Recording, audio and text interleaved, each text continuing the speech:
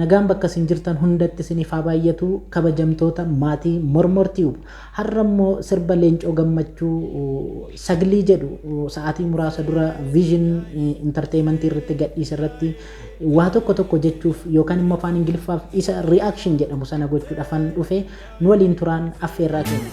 Irra keessa qotannaa sangaan keenya battalii barsangaan keenya battalii irra keessa koofallaa garaa keenya gargarii garaa dhiiraan beekan. Egaa ani viidiyoo leencoo kanarratti gidduutti dhaabee yaada kennuu hin danda'u maaliif viidiyichis viidiyoo baay'ee gadi fagoodha yookaan immoo sirba baay'ee gadi fagoodha sirba seenaati sirba kanarratti dhaabee yaada kennachuudhaaf seenaa dubbisuun qaba. Kanaaf walumaa galatti dimshaashumatti sirbicha jalqabaa kaasee amma dhumaatitti ergan dhaggeeffadhee booda sirbicha irratti yaada kennachuudha malee sirbicha dhaabee gidduutti dhaabee yaada irratti kennachuun ammaaf natti ulfaatee jira. Garuu viidiyichi jalqaba irraa kaasee baay'ee wantoota baay'ee nama hawwatan yookaan atiraaktiif nama godhan hedduu of keessaa qaba.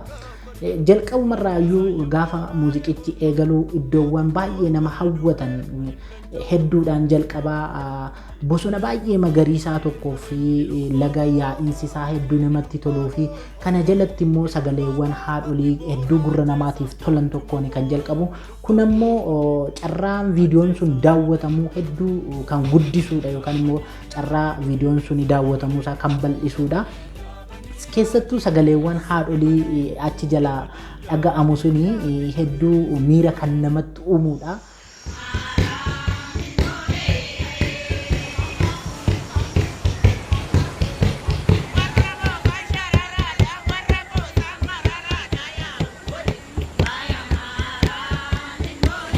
Kanaaf wantoonni akkanaa kun immoo seensa viidiyoo irratti namoonni akka viidiyoo sana daawwataniif illee balbala kan banuudha yookaan immoo carraa viidiyoo sun daawwatamu kan bal'isuudha jedhee tan yaada.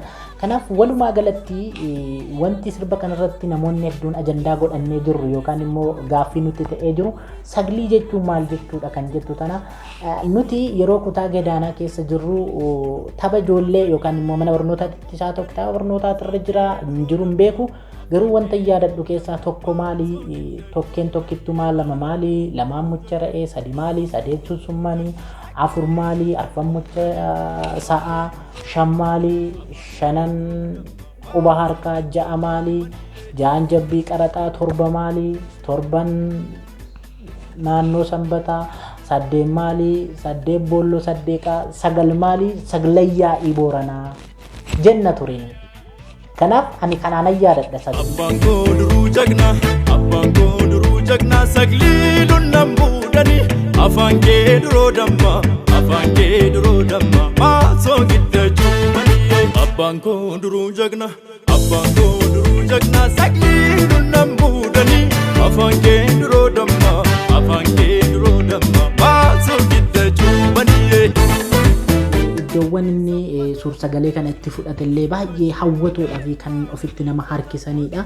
Viidiyoo sadarkaa isaa eeggate istaandaardii isaa kan eeggatedha. Sirba ammayyaati viidiyoo ammayyaati bifa ammayyaatiin hojjetamee walaloonis yadaloon isaallee waan humti itti hafe hin jiru. Muuziqaan afaan Oromoo yeroodhaa gara yerootti furamaa dhufee jira. Qulqullinni suur-sagalee yadaloo fi walaloon akkasumas iddoo filannaan wantoonni kanaan dura hir'ina muuziqaalee afaan Oromoo mudataa turan hundi yoo jechuu baannillee haggi danda'ame furamaatii jira baay'ee ofitti nama harkisuu qabaniiru. Kanaaf leencoonis muuziqaa bareeda lakkisee kanaaf hundi keenyayyuu viidiyoo leencoo kana vision entertainment irra dhannee ilaaluudhaan leencoo jajjabeessuu qabna. Leencoon immoo kana caalaa sirba ammayyaa namni kuni nama baay'ee nama aartiiti. Nama aartii barbaadu otoo hin taane nama aartiin isa barbaadu waan taateef isallee dhannee daawwannee fi isa jajjabeessuu isa cinaa dhaabbachuu qabnan jedha. Jaanni nani kennadhu kanuma namoonni maatii keenya taatan ammallee viidiyoo keenya share like akkasumas hiriyoota keessan affeeruudhaan nu gargaara. Kabaan doggiin gaaddisaam duruu andeemee nagaa shakkee koorrirraa tolu saana abbaa jiruu dhatte sanbatee narraa fudhu saana abbaa jiruun ta'ee wambadee barbaadadhu. Eetiriyaa